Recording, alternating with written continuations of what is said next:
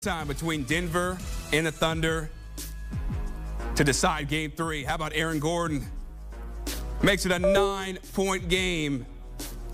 And the Nuggets win in a classic against the Thunder, 113-104. So many players who stepped up big time for Denver. Jamal Murray was everywhere. Aaron Gordon had some huge threes. Michael Porter Jr., he's playing with an AC joint that's sprained. He had a heroic performance with 21 points on a night where Jokic had 8 turnovers, and he was very inefficient. Meanwhile, the MVP favorite, Shai Gilgeous-Alexander, 18 points, 13 boards, but he also was shooting tour dates. Just not his night, 7-22 from the field. Denver takes a 2-1 lead on OKC.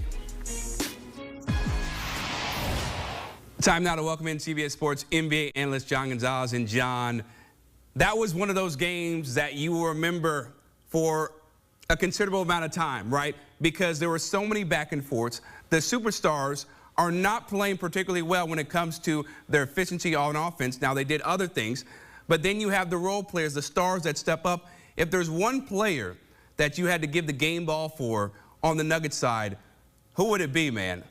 Oh, that's a tough one. It's going to be, we're going to split this. We're going to do a Rosemary baby situation, split it with Jamal Murray.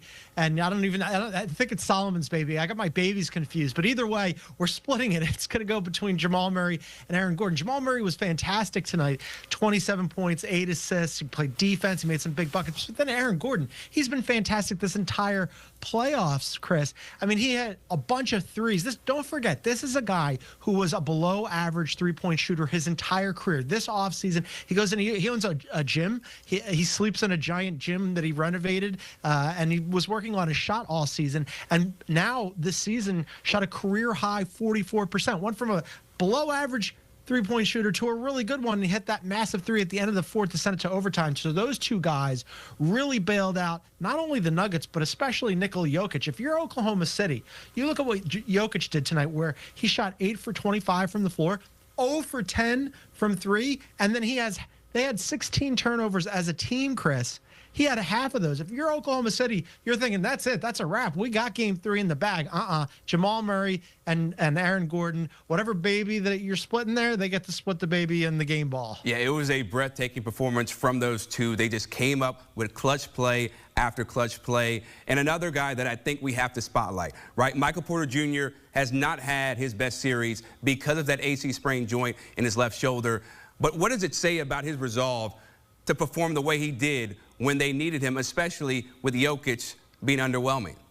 Yeah, well, I mean, everybody, the Nuggets, you, me, people who watch basketball have been waiting for Michael Porter Jr. to step forward. Now, as you mentioned, he's got that shoulder injury, and so it's hampered him, obviously. But Michael Porter Jr., over the course of his career, quite frankly, has not become the guy that everybody thought that he could become, because he's got size, he's got athleticism, he can shoot the ball, he's fast, he's physical, all of the things that you would want. If you were going to build a prototypical basketball player, you'd point to Michael Porter Jr. and say, that's the guy. But it hasn't really materialized or translated to him becoming an all-star, or just putting up gaudy numbers, or even being just the consistent third best option on that team. Tonight, though, he really stepped forward when they needed him most, because as you mentioned, and as we discussed, Nikola Jokic was completely off.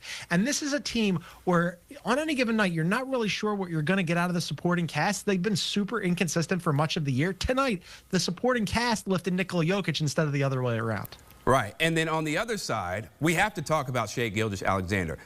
I mean, he had one of those performances that you definitely want to flush down the toilet after watching what he did, in contrast to his teammate, Jalen Williams, who had a playoff career high. What was it about the Nuggets, right, when it came to their defensive scheme to make things so difficult for Shai? Yeah, they definitely harried him. I mean, this is the kind of standard that you've set now if you're a Nikola Jokic or a Shai Gilgeous-Alexander, where both of them went for double-doubles, with Joker had 5 assists and SGA had 7 assists, and you go, man, that was an off night for those guys because they weren't efficient. We're so used to them being efficient. And you mentioned Jalen Williams. Jalen Williams had a career playoff high 32 points. They needed scoring tonight on a night where none of them outside of Jalen Williams shot the ball well. Oklahoma City sub 40% 40% from the floor, just 9 of 35 from deep. That's 26%. They also just shot 68% from the line. And SGA, he was the biggest problem shooting the ball, 7 of 22 from the floor. So, yeah, on a night where you got Jalen Williams to play well, when Chet Holmgren had another good game after that game one where he missed those 2 free throws, he played well again. You needed SGA to play like an MVP, and he didn't. He missed a lot of big shots. And when it goes to overtime and you lose a close game, you know, we've seen Oklahoma City win these really comfortable games, these blowout games, but now all of a sudden it's the Nuggets who are winning these close games, these games where you need a big play when you go to overtime. That's resilience, that's poise, that's playoff experience, and so far Oklahoma City hasn't shown that. Right, and that's the reason why, you know, the Nuggets have won a championship, because they have been in these positions. Now, when it comes to the last play right in overtime, or last play in fourth quarter, excuse me, Shea looked like he was forcing it. You know, he's looking for the foul. In that situation, I know he is your guy. He is an MVP favorite for a reason. But do you feel like they should have gone with Jalen Williams in that situation? Yeah, it's a tough call, right? I mean, if you're SGA, you're so good at getting to the line, and when you get there, you're automatic. So I don't mind that, although tonight was an aberration. But yeah, I mean, I probably would have ridden with the hot hand. Same with the Nuggets, who went to Joker at the end of regulation, and he got a relatively clean look. He got a shot off, but he was ice cold tonight. So for both teams to go to their MVP candidates, I get it. Those are your guys. They're the reason why you got here. You dance with the one that brung you, right? But Jalen Williams for Denver, or for Oklahoma City, was so fantastic tonight that I probably would have gone with the hot hand. And also, conversely, with the Nuggets, I'm not sure that I would have gone to Joker. I probably would have gone with Jamal Murray or Aaron Gordon in that situation. Yeah, I was going to say, I was like, you're going to Joker here? I mean, I know he's won so many MVPs, but I would have definitely given it to Aaron Gordon. But again, they get the W, so it doesn't matter. Now, moving forward, John, for Game 4, what do the Thunder have to do to tie the series up and avoid going down 3-1 in your opinion? All right, well, number one, they've done a pretty good job these last 2 games of harassing Nikola Jokic, right? Again, if you have in Game 2, Nikola Jokic fouled out in the 3rd quarter. And then in Game 3 tonight, he had a terrible shooting night, one of the least efficient shooting nights I can remember him ever having, on top of having 8 turnovers. That was because Oklahoma City Thunder did a really good job playing defense on him. They used up a ton of fouls and physicality with Isaiah Hartenstein, the other Jalen Williams, not J-Dub, the one who scored 32 points tonight, but Jay Will, the guy off the bench who played fantastic defense. Sometimes they were throwing Lou Dort at him.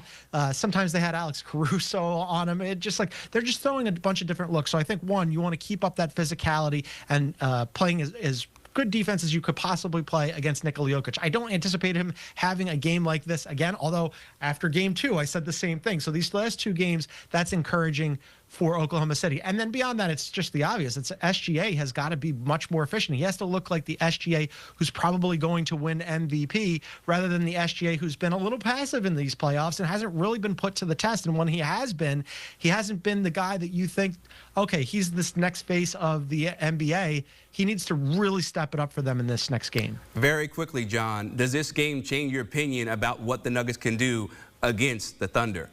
Yeah, I had Oklahoma City winning this series in 6. It doesn't look like that right now. I mean, I think that we forgot that the Nuggets have been playoff tested, resilient. They don't